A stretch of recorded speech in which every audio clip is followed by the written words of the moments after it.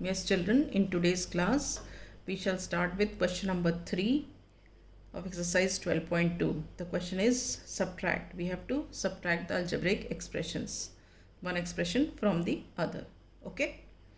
So, these are simple terms, means monomial. So, let us do this by horizontal method.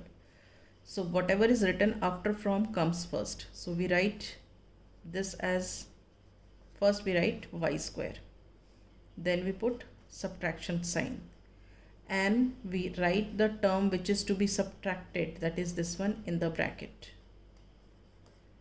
This is the rule. Okay. Now what happens when you open the bracket? This sign changes and it becomes plus, opposite हो जाता है. So this becomes y square plus 5y square. ठीक है. अब यहाँ कुछ नहीं है y square से पहले, तो we put 1 here. Like terms, both are like terms, so y square remains as it is and we add the numerical coefficient of the like terms. 1 plus 5 is 6, so we get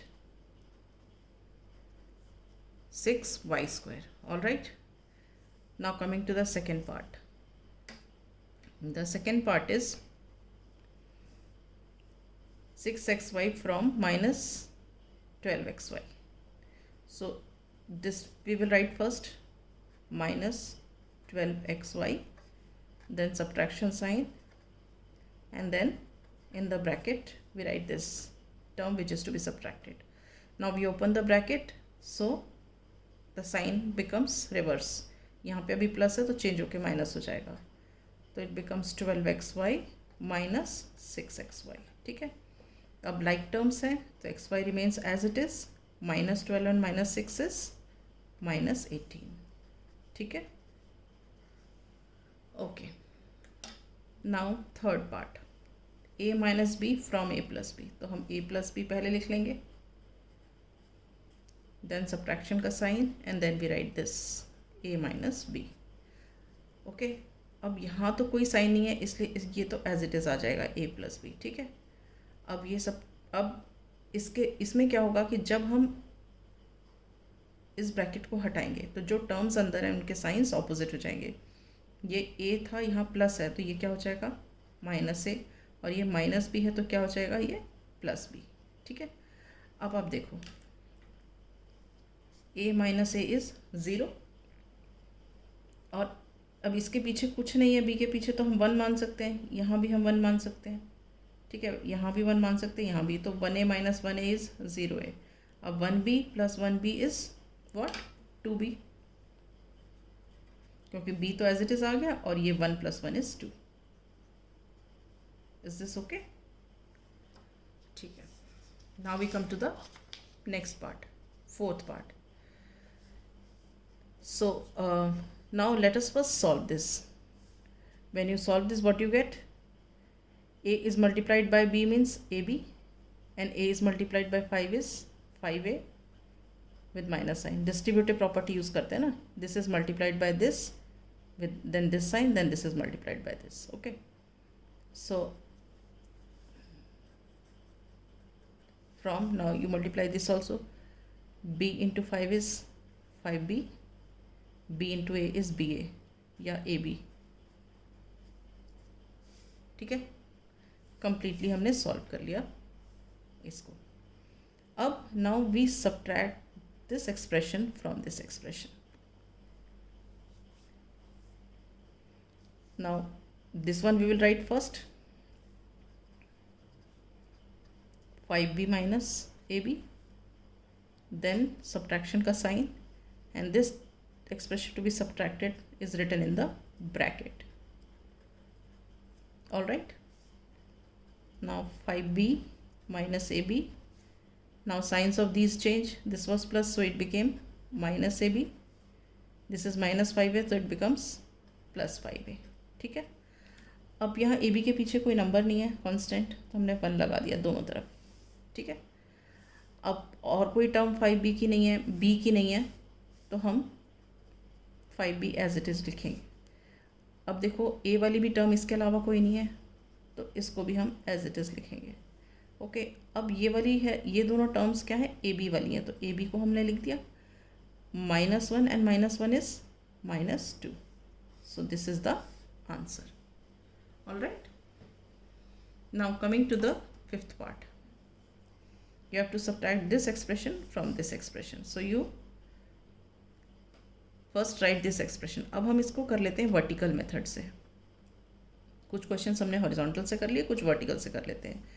but तो पहले हम इसको लिखते हैं 4m² - 3mn + 8. ठीक है. अब हम इस एक्सप्रेशन को लिखते हैं m² के नीचे m² वाला, मतलब -m² और यहाँ पे +5mn. ठीक है. अब इसके नीचे कुछ नहीं है तो इसको हम लगा देते हैं 0 यहाँ पे, और m² के पहले कुछ नहीं है तो हम यहाँ लगा देते हैं 1. ठीक है. अब सब्ट्रैक्शन में आप ध्यान दो, मैंने क्या बताया था, जो नीचे वाली जो एक्सप्रेशन होता है उसमें जो टर्म्स होते हैं उनके पहले जो साइंस होते हैं वो ऑपोजिट हो जाते हैं. मतलब ये जो माइनस है अब ये बन जाएगा प्लस, ये जो प्लस है ये बन जाएगा माइनस, और ये जो प्लस था ये बन जाएगा माइनस. ठीक है. अब हम इसे सॉल्व करते हैं. 8 - 0 इज़ 8. 8 बड़ा है साइन प्लस, ये mn हमने एज इट इज़ लिख दिया. अब ये है -3 और -5, तो ये क्या हो गया -8. ठीक है. अब हमने ये m² एज इट इज़ लिख दिया. अब ये हो गया 4 + 1 5. So this is the answer. All right. Now coming to the sixth part. You have to subtract this expression from this. So we write this expression first, which is 5x - 10. अब ये लिख लेते हैं. अब x² वाली term तो कोई है ही नहीं, तो हम लिखेंगे यहाँ पे x² वाली टर्म अलग से. अब +10x, ये x वाले के नीचे लिख दिया, -5. ठीक है. अब x² वाली ऊपर कोई टर्म नहीं है तो इसको कंपनसेट कर देते हैं हम क्या लिख के 0x², बिकॉज 0x² मतलब 0 × x² इज 0. अब यहाँ x² के पीछे कोई न्यूमेरिकल कोफिशिएंट नहीं है तो हम लिख देते हैं 1. ठीक है. अब हम इसे सॉल्व करते हैं, मगर सॉल्व करने से पहले क्या करना है, क्योंकि सब्ट्रैक्शन है तो उसके साइंस के बारे में भी सोचना है. तो ये जो माइनस साइन था अब यहाँ क्या साइन हो जाएगा, प्लस. ये प्लस साइन था तो यहाँ क्या साइन हो जाएगा, माइनस. ये माइनस साइन था अब क्या हो जाएगा यहाँ पे प्लस. अब साइंस चेंज कर ली. अब सॉल्व करो. -10 + 5 इज -5. ये x हमने एज इट इज़ लिखा, +5 एंड -10 इज -5. फिर हमने यहाँ x² लिखा as it is variable. 0 + 1 is 1. तो हमारा आंसर क्या हो गया, ये x² - 5x - 5. ठीक है. अब हम करते हैं 7th पार्ट. ये देखो 7th पार्ट.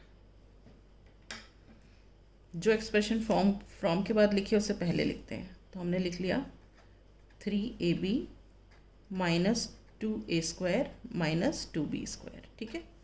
अब ये है 5a², तो a² वाले के नीचे लिखेंगे प्लस 5a², क्योंकि पीछे कोई साइन नहीं है. फिर -7ab, तो हम यहाँ लिखेंगे -7ab + 5b². इसको हम यहाँ लिखेंगे b² के नीचे. ठीक है. अब हमें सॉल्व करना है तो पहले साइन चेंज करो. ये माइनस था तो अब हो गया प्लस, ये प्लस था तो हो गया माइनस, ये प्लस था तो ये हो गया माइनस. ठीक है. अब ये b² एज इट इज़ आ गया. -2 - 5 कितना हो गया, -7. अब ये a² एज इट इज़ आ गया. अगेन -2 - 5 कितना हो गया, -7. अब ये ab एज इट इज़ आ गया, और ये क्या हो गया 3 + 7 10. So this is the answer. All right. Now 8th part. 8th part is we have to subtract 4p² - 5q² - 3p² from 5p² + 3q² - pq. ठीक है. तो जो चीज़ अब फ्रॉम के बाद लिखी है हम उसको पहले लिख लेते हैं. तो हम लिखते हैं यहाँ पे 5p² + 3q² - pq. ठीक है. अब हम लिखते हैं उसके नीचे ये 4pq. अब 4pq कहाँ आएगा, यहाँ आएगा 4pq, साइन क्या आएगा, प्लस होगा। फिर अब क्या है, -5q², तो ये आ गया -5q², ठीक है। फिर आएगा -3p², -3p², ठीक है। अब हम साइंस चेंज कर लेते हैं। ये देखो, ये माइनस था, ये प्लस हो गया, ये माइनस था, ये प्लस हो गया, ये प्लस था और ये माइनस हो गया, ठीक है। यहाँ हम 1 लगा लेते हैं, तो अब PQ आ गया, -1 -4 मिला के क्या हो गया, -5, ये अब आ गया q², +3 और ये +5 मिलके हो गया +8। फिर आ गया p², 5 + 3 8। So this is the answer. All right, with this we complete question number 3. In the next class we shall start with question number